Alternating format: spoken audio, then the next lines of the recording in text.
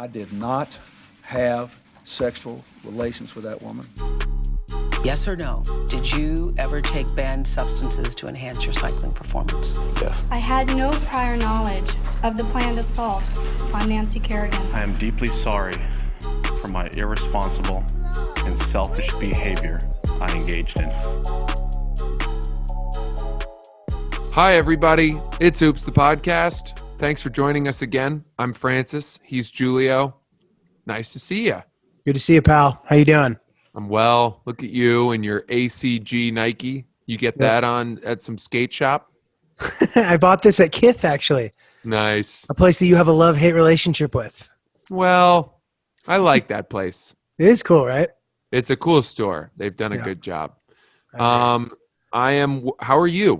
You're in Colorado still? So, dude, I realized something funny. I'm in the town that the lawyer who represented me when I burned down that fucking field. Come on. He is in this town. I'm thinking about stopping in and bringing him an edible arrangement. Yeah. Yeah. It's amazing. I know. That's amazing. What's the name of the town?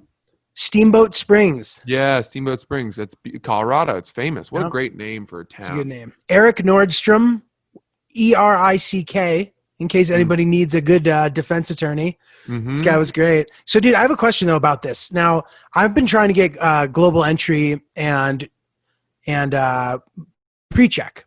Mm-hmm. I already have clear, but I want the real deal. You know what I mean? I want to be able to keep my electronics in my bag. I don't want to have to take my shoes off, all this shit. No. And I haven't got my meeting yet because there's a backlog because of COVID. But I've heard that even if you have shit expunged from your record, it's still there. And a friend of mine went for his meeting before you chime in here. He goes in and they're like, "Have you ever been arrested?" And he goes, "No." And they said, "Why are you lying?" And he goes, "Wow." Well, he goes, "I got arrested when I was a minor for underage drinking." He's like, "I thought it got expunged and I thought that it was off my record." And the woman goes, "It's never off your record." And then he got denied. Jesus. Well, that okay, so then that begs the question, what does expunged actually mean? I know. Because expunged seems like a big time word. It sure does. I remember when we were in college and we had this final club that I've talked about before, and my senior year, one of the members who was younger got kicked out of the club for having sex with a girl in the poker room. There was a room that had a poker table, and he brought her down there and they had sex. And then someone walked in on them, and you weren't supposed to have sex in the club. And he got kicked out of the club. And then his name was expunged from the records. Wow. And that meant that if you look through the annals of history of that club, you will not find him. No trace, no mention. Even if there's a class photo, I'm pretty sure they probably blotted his face out. But he can't join again? No. It was only when you were in college. But yeah, that was it. He was not allowed back. He was forbidden. Gotcha. And deleted from the history of the club. So here's the question I have. What are the repercussions of not being deleted if the membership eligibility ends after you're 22 or 23, like college sports? You know what I mean? Who cares if his name's in the record books? No, nobody cares. This wasn't a big deal. It was just that to say that what I understood for expunged is that no one will ever know or ever be able to find. Gotcha. That a trace of that thing being the case. Gotcha. So if your friend, his criminal record from when he was a minor is still available to government sources, then that means it wasn't expunged. Gotcha. Because expunged is extreme. Right. And it is as it needs to be. Get it out of there. Expunged is a very specific word. Right. It is very specific. Sort of sounds like you're getting rid of all the sponges in your house. You know what I mean? I expunged the house. It also sounds like a post-sex ritual to cleanse yourself of all of the nasty juices that are Toxins, yeah. conjured up. Dude, I had sex with my girlfriend yesterday. Oh wow! Congrats. I know. How was it? It was so fun. It was so fun. Great. And I'll tell you something. It hasn't been lately. And it's my fault. It's my fault. Right. Let me own that first and foremost. Hey, listen, man, you're a great guy for doing it. It hasn't been that fun because I am too in my head about it. Right. But in what way? Like, well, one of the problems is that we talk a lot on this podcast about how we've become bad at sex. Right. And then I go into it thinking that. And then I just feel like I'm disappointing her.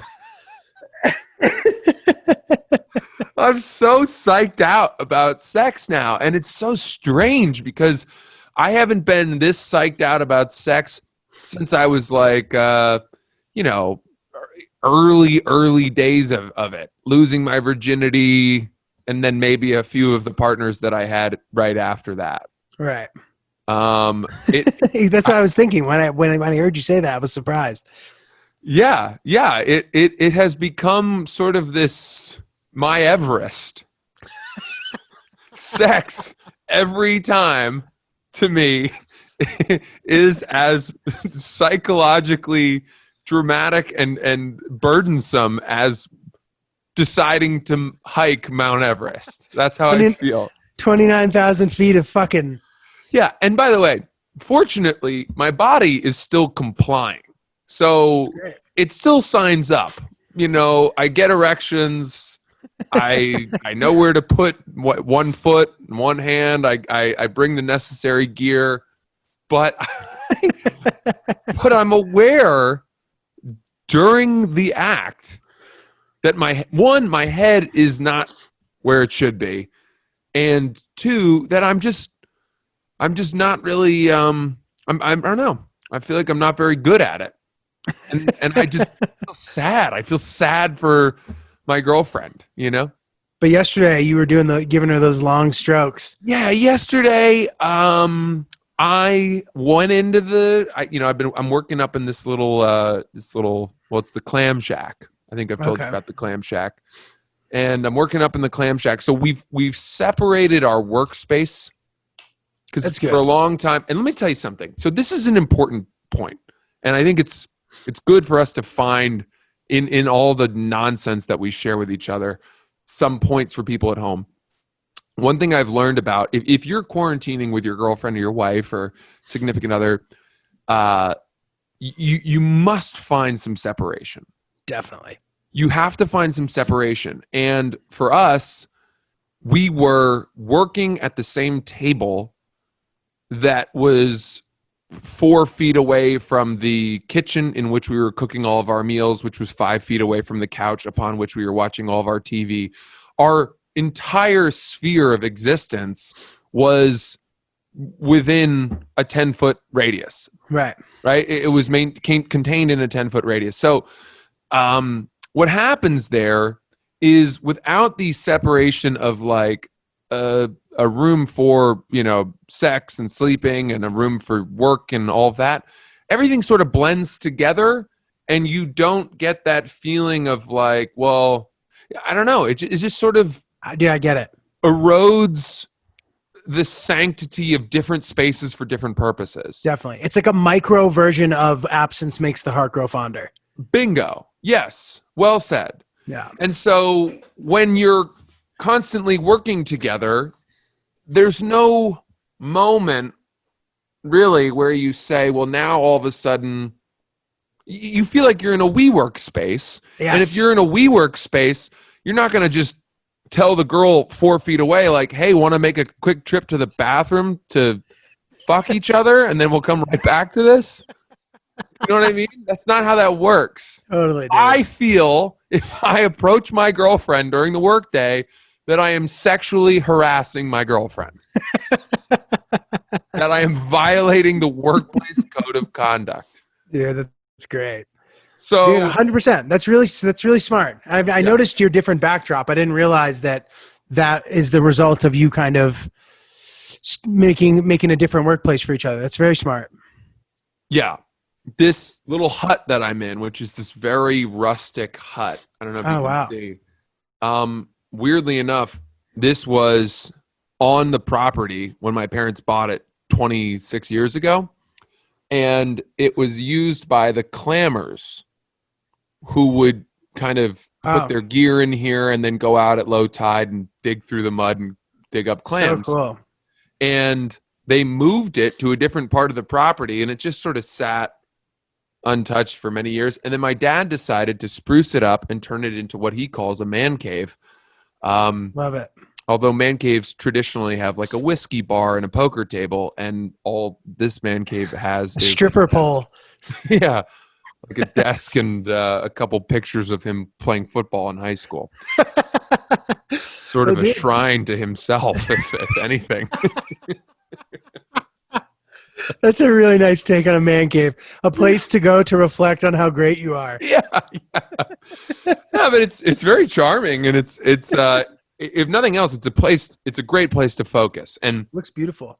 I had voiced to my parents that my girlfriend and I were having a trouble staying focused through the workday, and that this blending of workspaces was not working very well for us. And my dad, who occasionally comes up to this place to work, said, well, why don't you just take the clam shack? And they installed Wi-Fi, and they're insulating some of the walls because it's going to be cold as hell up here soon. And so I've come up here, and the moment I came up here, one, not only has my work ethic and my focus and my output been a lot better, but two, my sex drive went way up. Hell yeah, dude. More like the Slam Shack. Yeah, the Slam Shack. No, but the feeling now is, I find myself thinking about like putting on a little porn or something, and then I'm like, you know what? No, don't do that. And then I wait until 3 p.m., 4 p.m., and then I get excited to, well, this was just yesterday for the first time, but I got excited to go back to the house where she was working and sort of jump her bones a little bit. Absolutely, man. I hadn't felt that primal, sort of fantasizing about my girlfriend thing in a while. And not because of her. She's sexy as hell.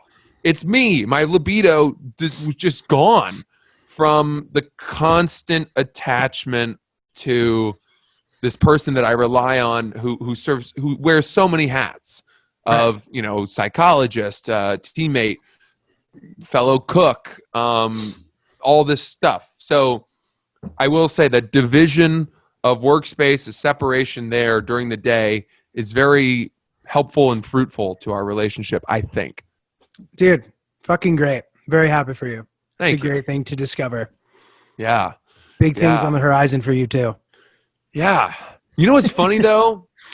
It's funny. What's funny is that when you're not having a ton of sex, having sex feels a little new each time. Right. But I don't necessarily mean that in a good way. Interesting. Wait, in a bad way as far as what? Like you feel rusty? No. If I say something in dirty talk to her, I feel like a psychopath.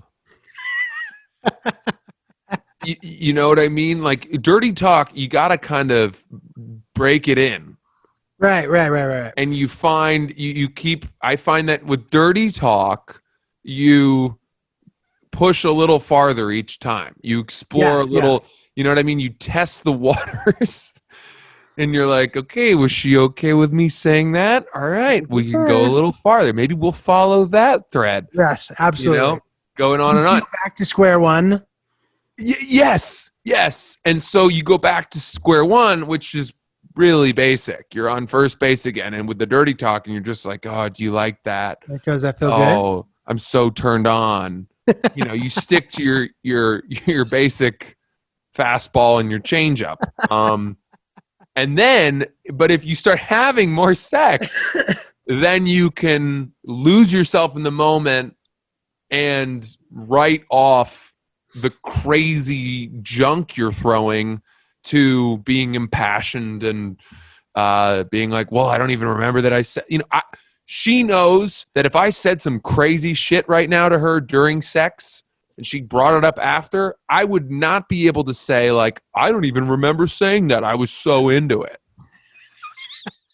She'd be like, you knew exactly what you were saying. You're a psychopath. Never say that to me again. Dude, this is just making me wonder what kind of shit you're saying. That's like so insane. No, but that's my point. Like, I didn't It's not say, that insane. Okay. yeah, I didn't say anything crazy yesterday, but I think back to things that I have said. And I know that there are things that I have said that worked great a while ago that if I said them right now, I haven't earned it. Right. Do you know Also, what I mean? there's something there's mind fuckery around dirty talk because it's an incredible example of how in the moment it truly works. And then literally like 5 minutes after you're finished, it's a thing that you maybe shouldn't talk about because it's like uncomfortable. Yeah. And I'll never forget the great Dane Cook bit about, he said, my dick feels like corn. It was on some album, some early album. Everyone shits on Dane Cook, but man, he was funny is funny. And I'll always remember that. There's shit exactly like God forbid you ever had like a court reporter read back a stenographer the stuff that you had said during sex. Oh my God, dude, it would be bad. I know. Yeah. Well, dude, speaking of which, of things that are bad, I saw maybe the icing on the cake moment of homeless people interrupting outdoor dining. Oh boy.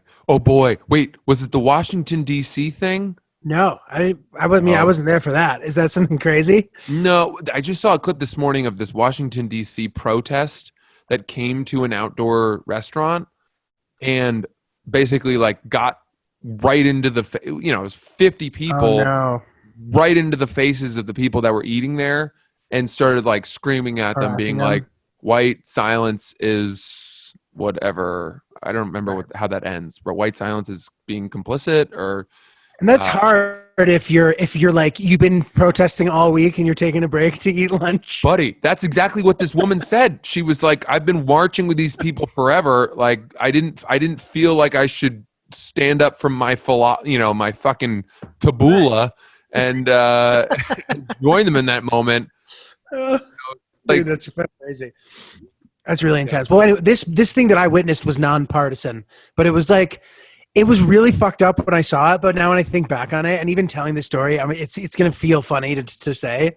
Good. But this guy was walking down the street trying to talking to himself, being like, fuck, motherfucker. Like he was like pissed off about something and like kind of doing this. He was bobbing his head. Yeah. And he was the guy that, if you saw him, you'd probably try to cross the street. Yeah. He's walking and he's doing that. And he walks by this restaurant, Mighty Quinn's. Oh, I love Mighty Quinn's. Great. I love it too. 6th Street and 2nd Avenue.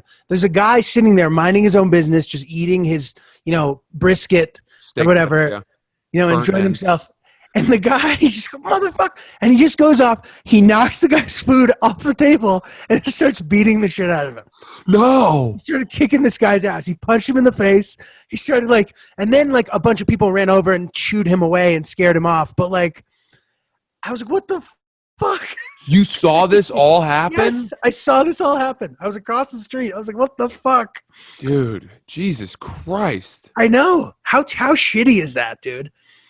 Well, it's beyond shitty. It's the worst thing ever. This guy looked like such a nice, he was a peaceful guy. He looked like he plays the cello or something. He had long, straight hair. He was just minding his own business, not expecting to get his ass kicked for no reason.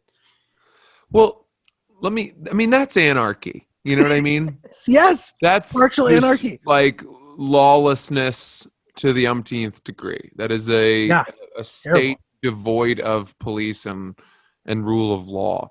Let me ask you this. Let's say that the guy eating, his beans and fucking whatever. Let's say that he was really good at MMA. Just on the side, once or twice a week, he goes to his fucking dojo and tries to work his way up the belt system. Yes. If that guy, after this dude starts attacking him, if that guy puts him in a sleeper hold and kills him, is he in trouble? I don't know. I mean, one would think that someone with that high of a degree of skill in Taekwondo or whatever should be able to put someone down without killing them. Fine. Let's say that I did it. Let's say that I did it with no experience other than enjoying watching fights from time to time. I'll tell you what, man. I would argue that there would be a way that could get spun in the wrong way and you become a public villain somehow. Okay, but there were witnesses. Presumably there's some sort of street camera. Right, hopefully. And if there is, you should be fine. But I'd be fine. I've killed a man. I know, but he was in self-defense. He started kicking your ass. So that's my question. Where does self-defense turn into murder? I don't know. I don't know the answer to that. But I Where's feel like the line from like, oh, you've taken care of him, you should have laid off at that point.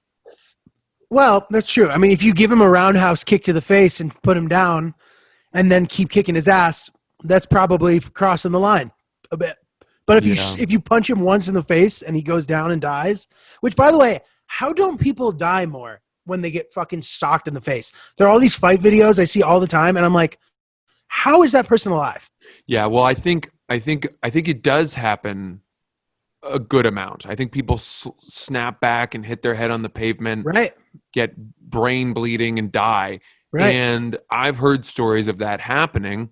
I don't think you see videos of it as often because that's one of those things where, you know, you Google knockout on YouTube. Usually, if a video is of someone being killed, that's like police evidence and we feel weird watching it. You know what I mean? Agreed.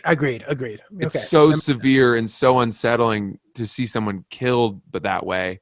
I don't want to watch videos of people actually dying. There used to be, do you remember like LimeWire? There was something called Faces of Death. I don't know. I mean, what was it? I think it was like clips of people actually dying. But like preceded YouTube, and like it was beheadings and stuff. You know, I think that happened. There was that for a bit, but I'm talking about like motorcycle accidents. Oh man, and I don't know what else. Just stuff like that, or people falling off of rock walls that they were climbing, whatever it may have been. And it was a thing. People would watch. I guess that's snuff films, right? To some degree, right? Yeah. What is a snuff film? I think it's when somebody like dies in a sex scene or something. Oh, is it sex? Yeah. Chris, could you look that up for us, please? Dude, speaking of which, and I know we were talking about the Grizzly Man audio recording, which I have not yet listened to, but hilariously, after we talked about that on the episode that we recorded yesterday, I saw a fucking bear walking around outside my window. Yes.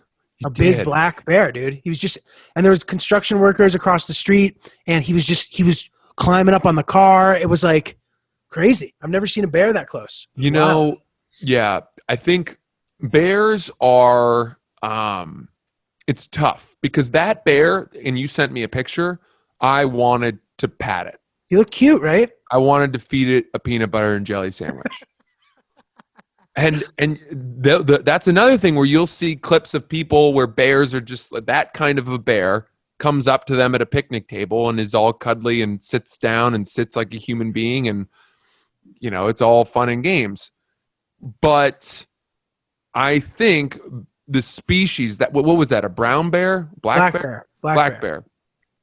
Are those ones less violent and antagonistic than grizzly, obviously? They attack, but I think that they're known to be a little less cantankerous than grizzlies.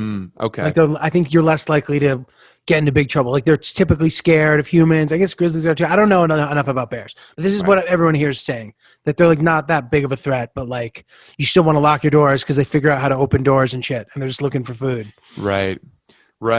Yeah, he seemed very comfortable in a human environment. Right. He was just kind of chilling. I would love to have a bear from its infancy until it was whatever, a year old. Mm-hmm. You know what I mean? To just before it could turn on you. Have a pet like that. They're so cuddly and fun and adorable, and I think they make funny sounds. Yeah. Oh, that's pretty good. That's pretty good. That's right? pretty good bear. I've never tried to do that before. Yeah, it's really good bear. But let me ask you this: like, if you could have any animal from an age of when it wasn't able to hurt you, and then you could just sort of release it or something once it was able to kill you, what animal would it be? Like, dude, honestly, like, I'm fine with a dog. No, like, come on, Giulio. God damn it. I know. Fine. That was boring. Think outside the box a little here. But before I answer, think about how hard it would be to let him go into the wild. And he doesn't even care that he's leaving. And you feel, you're like, well, I got to let him go now. It's time for him to spread his wings. All right. Well, let's pretend that you're, a heartless celebrity who has the means to adopt a fucking, snow leopard and then moves on to the next thing because you don't care because you're an asshole. Like Justin Bieber adopting, a pet. First of all, a snow leopard, dude, have you ever heard their roar? Is it cute? No, it was on Planet Earth, and I don't think I'm going to be able to do this as well as I did a bear, but it's more like, oh, good. Really fucked up. No, I get it. That's pretty good. Honestly, you make an extremely good point because bear cubs are fucking adorable. Yeah, like a bear. Imagine just cuddling, snuggling in bed with a bear. Oh dude. Panda? A fucking panda? Oh, wow. Is that your answer? That's pretty good. Pandas are up there. I mean, if you watch those clips of the pandas like rolling around and playing with the guy trying to feed them, I know. I want to be in there. Bamboo. I don't think they're even that dangerous, right? Well, right. Yeah, because they're not carnivorous. But that would be tough to feed them enough bamboo to keep them alive. Yeah, is it hard to get that much bamboo? I think they eat like a shit ton of bamboo. They eat forests of bamboo because bamboo has such poor nutritional value that they need to eat an insane amount in order to be fed. No way. That's an insane fact. And they won't change their diet. They're such picky eaters. Yeah, they really just only like bamboo, dude. They just chew on bamboo all fucking day, and there are no calories in bamboo. No vitamins. Dude, speaking of which, I got a good would you rather. Great. That is much more reasonable than the ones I typically bring up. So I think cool. you will hopefully enjoy this. Would you rather get to only eat one dessert for the rest of your life? One specific dessert, too. You can't be like pie. It has to be a specific kind of pie. Yeah. Only one dessert for the rest of your life, and it would not affect your body negatively at all. You could eat as much of it as you want, but you could only eat that one. Or have things be normal as they are, where you could eat anything you want, but it fucks your body up potentially if you eat too much of it, whatever. Huh. I think you'd get a lot of different answers from people on this. Yeah. And I think for me, my answer is variety is the spice of life, and I would rather maintain the status quo with access to various desserts.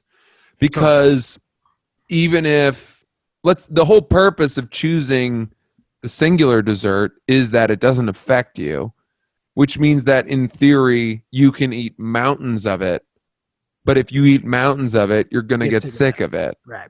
And so unless you had some insane willpower to only eat, one serving of that dessert every other week or something, I don't even know how much you'd have to space it out before you got, because I still think you'd get sick of it. All right. But dude, like I know people, the only reason why I thought of this is because I know some people who literally eat coffee ice cream only. You know what I mean? There are those people who really truly like one dessert and like that suits them pretty well. But I agree with you. I mean, variety is truly the spice of life. Right. And I think I would probably stick with the variety. What's your dessert that comes to mind if you had to choose one? You're gonna think I'm such a fucking plebeian for this answer. Are you gonna say vanilla ice cream? Are you gonna say vanilla bean ice cream? It's actually a worse. I would argue a worse answer than that. The dessert that I would want if I had to choose would be an Oreo Blizzard from Dairy Queen. Dude, that's not a bad answer at all. I appreciate that. That's not a bad answer at all. That's Dairy way Queen's better than I incredible. thought it was going to be. Oh, really? What do you think I was going to say? Well, I was expecting some bullshit. Like a Sonic the Hedgehog popsicle stick? I don't even know. Some fucking, like a Slurpee or some bullshit that you get at a movie theater. Slurpee? Slurpees are disgusting. They're fucking terrible, dude. What would yours be? Well, there are a few ways to think about this. I mean, I've been thinking about it since you brought it up. And one of the ideas would be like if you chose an ice cream flavor that had a whole bunch of different shit in it. Right. Like everything but the kitchen sink from Ben and Jerry's, which would mean that not only are you getting the ice cream, but that if you wanted variety, you could just one night pick out the peanut butter cups or the chocolate covered pretzels or whatever, and therefore you're kind of finding a workaround. That is a crazy. Chris just wrote Neapolitan ice cream, which is deeply troubling, Chris, that you would write that. Come in here for a second, Chris.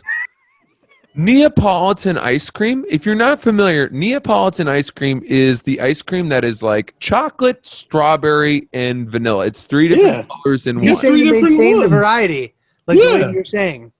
Dude, that ice cream is disgusting. Fine. Do you eat that ice cream, Chris? No, but it has 3 different flavors in it. That ice cream is fucking nasty. All right. Sorry. Oh, That's great, God. dude. That is really funny. It looks like somebody who was trying to like make space in their freezer, so they've put all the remaining other ice into one thing. It's fucking anybody who eats that. Oh God, it just sounds poor. It's so poor to me. Yeah, Breyer's Neapolitan ice cream is the pits of dessert. It really is. It really is. So, my answer would be, like either that kind of an ice cream that has some sort of variety to it, or maybe my mom's rhubarb pie that I love so much. If I had unlimited access to that to me, or actually key lime pie would be a pretty good answer too. Key lime pie never gets old. I know you love pie. Key lime pie is fucking good. I'm a pie guy. Yeah. Love it, dude. Well, dude, we have a pretty good email. Let's get into it. Yeah. So this is an email. This is actually a follow-up email from Joe, who had told us about his crazy ex-girlfriend. Or not his crazy ex-girlfriend, his crazy ex-girlfriend's parents. And it's a very, very funny email, and you should check it out. It's episode 85 that we talk about that email. Yeah. Give us a quick reminder of what that email was. So essentially, like this girl's parents used to harass him, and it was really funny. I mean, like he would be talking about how his daughter had a fat ass, and like you like my daughter's fat ass, and then he was asking him if he liked how he liked porn, if he liked it hard or not, and then he was calling him gay boy all night. Like all this just crazy harassment occurring to this poor guy who'd go over to hang out with his girlfriend's parents. Yeah, the dad would speak very crudely and inappropriately to the son. Yeah. That's what it was. Yeah. Or to the boyfriend, rather. Yeah. Like, it was crazy. Definitely go back and listen to that episode if you're new. And if you've been listening for a while, I'm sure you remember that one because it was probably our funniest email. Yeah. But anyway, so we have an update, and it's pretty good. And it's actually something that I think is going to resonate with you, Francis, because we've talked about it a bit. So what's up, fellas? This is Joe, still not Jolene, because the father used to call him Jolene. He goes, I once wrote into your show describing how awful my girlfriend's parents were the first time I met them. Remember the dad who put a machete to my throat and tried groping my penis to ensure it was big enough to handle his daughter. That's right. That's right. Now I remember. He said, anyway, they recently broke up predominantly because of how awful her parents are, which is crazy. Wow. I feel bad for the girl, man, to be honest. Nevertheless, I'm moving forward, and he's dating somebody new. But he goes, this girl's mom passed away just over a year ago, and today is her mom's birthday. We've only been on 3 dates, but things are going well. One night we even cooked dinner at her condo. She's comfortable with me coming over, whatever. He goes, here's the predicament I'm in. I don't want to be perceived as a complete simp or that I'm trying too hard or giving her flowers on her, deceased mother's birthday just so I can get some coochie. He goes, after knowing her just for 2 weeks and going on only 3 dates, is it way out of pocket to unexpectedly drop off flowers and say hello real quick to cheer her up? Yeah. Like, essentially, is it too early in the process of them dating for him to go there? Dude, the fact that he's even considering that this might not be something good to do is so sad to me, and is such an indictment of where we are. Right. The term simp, I hate it. Yeah. I hate the term simp. It's basically like a way to make fun of guys who are nice to women, right? Right. What is this simp exactly? I get called that regularly. Like, people, if they're harassing me on the internet, will be, this guy's a simp. Yeah. I think it's a simpleton. But it has something to do with... Right. The connotation is that you're like a pussy or something. Or that like you're too subservient to the women that you're dating. So I think that's definitely a column. You're not an alpha male. Maybe it's an offshoot of the beta idea. I think you're right. I think it's exactly that. But the reality is, it's like, to me, a simp, what does it really mean? It's a guy who respects women, who like attends to women, is attentive and, doting right upon his girlfriend. Or look, yeah, sure, there's a difference between if it's a girl you don't know and you're like laying down red carpet, flowers, all that shit. We've all heard of that, and it's like, whoa, chill out a little bit. But whatever. But dude, sending her a thing being like thinking of you on this hard day or something, totally, it's not nice. It's not a bitch move at all, and it doesn't come off as you trying to get in her pants. You know what I mean? This isn't like a teenage comedy. Like, she will 100% appreciate it and not think that you're just using it to try to get some ass. Completely agree. I think once you become a grown-up, you stop overthinking the game, and you don't second guess nice gestures like that. The reality is, if this girl is worth her salt, a move like giving her flowers on the day that her mom passed away should make her very happy, that you were that thoughtful, that you were that aware of her tough time. That's like, if there's a girl out there who had a parent recently pass away, who goes on 3 dates with a guy, which, by the way, is like enough dates where you're like, you're not wasting your time with that person anymore. Oh yeah, 3 dates is the real deal. Yeah, you want to spend time with that person, and then that guy remembers that you told him that your mom died on this specific day, and then he delivers that thing. If there's a girl out there who reacts to that nice gesture by being like, oh my God, this guy's a psychopath and likes me way too much, like, who does he think he is? So He's just trying to get in my pants. Yo, fuck that girl. Fuck that. Fuck that girl, but I also don't think that girl really exists. I would hope not. I think you're right. And if she does, it's a very small number of women. It really is. Let's not paint in broad strokes here, right? Like, remember, we're still dealing with human beings, and death and grief are such, I don't know, leveling and humbling events, and universal. Like, everybody experiences it. Where they will cut through the gaming of relationship building, of like, the fucking chess game of early dating. Totally. So to this young man, Jolene, absolutely, if you want to do that, do it. But also, make sure your intentions are right. Like, not to be a total fucking priest here, but if he's doing it to fuck her, that's a little weird. Agreed. And dude, and I don't think he is, but I don't think he is. That would be you stupid. If you like the girl and you want her to feel better on this day, go for it. Yeah. In this day and age, 3 dates, if you're not getting laid soon, God must be involved. You know what I mean? Like 3 dates is a long time to wait as is, you know what I mean? So you're getting laid soon if you haven't already. And, you definitely don't need to pull any fucked up maneuvers like this in order to ensure that happening. Yeah. Especially things are going well, Exactly. But I am glad you brought this up, and I understand why. I think people probably know that my girlfriend's dad passed away just about a year before I met her and we started dating. So it was pretty fresh. Mm-hmm. And let's put it this way.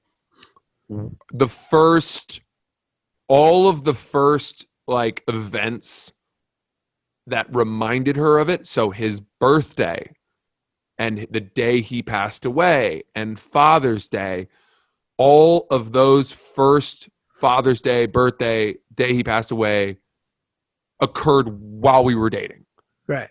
So that's a big thing to kind of go through. And I'll tell you that when you're dating somebody who has lost a parent or maybe a sibling, those days really sneak up on you. And you need to fucking put it in your calendar. You really do. Because all of a sudden, you're going to wake up next to her one morning and she's going to be crying right off the bat. And if you're like, what's wrong? You're the asshole. Yeah, totally. You gotta be prepared. You need to see it coming because you need to be aware. And it doesn't necessarily mean that you need to like, whatever. You can go out and buy flowers. It's really nice. And, or take her to dinner, I guess. I don't know, do whatever you want to do. But at the very least, you need to know why this particular day might be hard for the person that you're with. Totally. Well said. And it's something that, like, I need to be aware of for the rest of time. It's not as if it ever gets that much easier. I mean, it gets a little less painful, but each year, those 3 dates are going to be dates that I need to fucking prepare for. Yeah. You gotta put on your boyfriend belt and go and take care of her. Yeah, put on the old hard hat and not bring up how annoyed I am that she's consistently buying the chickpea pasta instead of the regular pasta at Whole Foods, and how it's like, well, if we're gonna have our cheat day with pasta, we might as well go the full 9 yards. And then she starts crying, and I'm like, God damn it, it's just pasta. And she's like, no, my dad died on this day. And you're like, God damn it. Shouldn't have brought up the pasta. Yeah. Avoid that at all costs. Yeah. Fantastic, dude. Dude, great episode, man. Love it. Yeah, fun stuff. Always a pleasure. Good to see you, pal. Enjoy your weekend. And everybody, thank you for listening to us, as always. We will be back with more Oops, the podcast, as always. And one last thing. If you guys want to get a cheap thrill, I'm in this show called Big Dogs on Amazon. And I'm barely in the show, like another classic situation for me. But I do get shot and killed in episode 4. So if you want to see me get shot and killed, check it out. Wow. Spoiler alert. Holy shit. That's awesome. Are you in all of the episodes leading up to it? I'm in 2 episodes. I think I'm in the first or second, and then the 4th. Wow, great, dude. Awesome. Yeah, I forget. But yeah, so I get shot and killed. And I have like 3 lines, dude, but I'm in a lot of the scenes. So whatever. Awesome. All right, check that out. Big Dogs on Amazon. Send anything you got to us. oopsthepodcast@gmail.com. We love you. We hear you. And we'll see you soon. If you like that video, check out our channel where we have way more videos. I just don't know how to do this. This is unbelievable. If you like that video, we have way more videos on our channel. Please like and subscribe. Turn on notifications if you want to know when there are new ones. But if not, check them out, and we appreciate it. Oops.